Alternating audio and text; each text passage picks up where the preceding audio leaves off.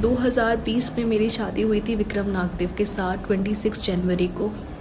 मैं 26 फरवरी को विक्रम नागदेव के साथ इंडिया आई थी। कुछ दिन उनका बर्ताव मेरे साथ बिल्कुल ठीक रहा, लेकिन कुछ दिन के बाद उनका बिहेवियर मेरे साथ बिल्कुल चेंज हो गया। मुझे समझ ही नहीं आया कि ऐसा क्यों हो रहा है। कुछ दिन के बाद जब मुझे पता चला कि मेरे हस्बैंड का अफेयर है, वो भी मेरी जेठानी की खाला की बेटी के साथ, जिसका नाम शिवानी डिंगरा है। मैंने यही बात अपने फादर इन लॉ को बताई, लेकिन मेरे फादर इन लॉ का यही कहना था, बेटा लड़कों के तो अफेयर होते हैं, हम कुछ नहीं कर सकते। मैं वहाँ इन लॉज में मुझे कोई सपोर्ट नहीं मिला। मैंने अपने हस्बैंड से भी बात की, लेकिन जब मैंने ये बात की उसके कुछ दिन बाद से मेरे हस्बैंड का मेरे साथ फिज़िकल अब्यूज़ बरकरार रहा। हर दिन मैं फ़िज़िकल अब्यूज़ का शिकार होती रही। मुझे कुछ समझ ही नहीं आ रहा था मैं क्या करूं, क्योंकि इंडिया में मेरे पास कोई भी नहीं था, मेरा साथ देने के लिए कोई भी नहीं था या मेरे साथ कोई खड़ा रहे। फिर मैंने चुप करके अपना पारिवारिक संसार शुरू किया। अब कराची से उठा ये पारिवारिक तूफान जब इंदौर की हाई कोर्ट तक पहुंचा, तो हाई कोर्ट ने केंद्र और राज्य सरकार को नोटिस थमा दिया। साथ ही विक्की को भी ये आदेश दिया कि वो अगली सुनवाई तक शादी नहीं करेगा। वहीं दूसरी ओर पाकिस्तानी महिला के वकील ने कोर्ट में बताया कि विक्की और निकिता की शादी साल 2020 में सिंध कराची में हुई थी, जिसके कुछ समय बाद सभी हिंदुस्तान आ गए। लेकिन कोविड महामारी के दौर में विक्की लॉन्ग टर्म वीजा का बहाना बनाकर अपनी पत्नी निकिता को अटारी बॉर्डर के रास्ते पाकिस्तान छोड़ा है। उसके बाद उसने ना तो किसी कॉल का जवाब दिया और ना ही कभी निकिता को घर बुलाने की कोशिश की। पति विक्रम द्वारा ये कहा गया है कि कुछ लॉन्ग टर्म वीज़ा के लिए उन्हें अप्लाई करना था, क्योंकि भारत में पाकिस्तानी नागरिकों को लॉन्ग टर्म वीज़ा के आधार पे ही अनुमति मिलती है रहने की। तो लॉन्ग टर्म वीज़ा के पेपर्स के अप्लाई करने के बाद वो लंबे समय तक वापस नहीं जा पाएगी, तो इस बहाने से लड़की को वो अमृतसर वाघा बॉर्डर, ये अटारी बॉर्डर पे छोड़ा है और उन्हें ये कहा कि आप ये अपने माता पिता से मिलके 1 आध महीने के दौरान आप वापस आ जाना, हम आपको बुलवा लेंगे। लेकिन उस दिन के बाद से इन्होंने उनको बिल्कुल भी नहीं बुलवाया।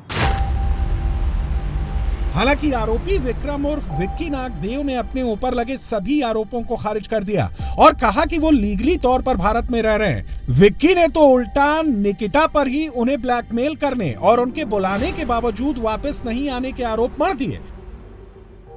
वो 2020 में मेरी शादी हुई थी, ठीक है। 2020 में उसके साथ मेरी शादी हुई थी। 2020 के 15 दिन बाद उसने रोना धोना शुरू किया कि मुझे वापस पाकिस्तान जाना है। 15 दिन बाद मतलब कोविड लग गया। कोविड के बाद वो चली गई। जैसे रास्ते खुले शंकर लालवानी के थ्रू, तो वो वापस चली गई अप्रैल या मई के आसपास। तो उसको वहाँ 3 साल तक हमने समझाया कि भैया वापस आ जाओ, वापस आ जाओ। वो आने के लिए तैयार नहीं। अब 5 साल बाद उसको पता नहीं क्या प्यार जागा है मेरे साथ, तो वो वापस आने के लिए तैयार तो नहीं है। वो बार बार एक ही रिक्वेस्ट कर रही है कि मुझे डिपोर्ट किया जाए। मैं अलीगली रह रहा हूँ, डिपोर्ट होने का कोई रीज़न नहीं है, ठीक है।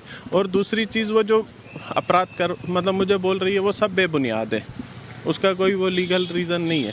सिर्फ वो ब्लैकमेल कर रही है। वो जिसके साथ मिल के वो कर रही है, वो भी ब्लैकमेलर है।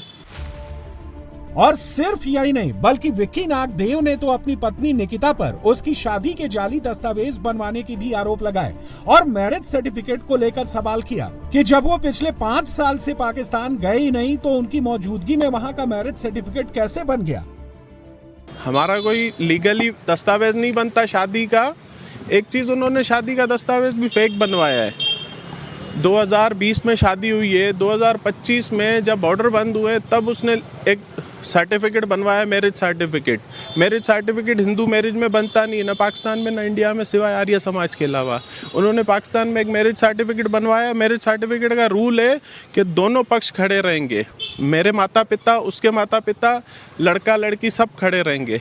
मैं जबकि 2020 के बाद मैं गया नहीं हूँ, तो उन्होंने कौन सा विक्की नागदेव वहाँ पे खड़ा करके जिससे साइन करवाई है? पहले तो उससे वो चीज़ें पूछी जाए। वैसे ऐसा भी नहीं कि हाई कोर्ट से पहले इसको सुलझाने की कोशिश ना हुई हो।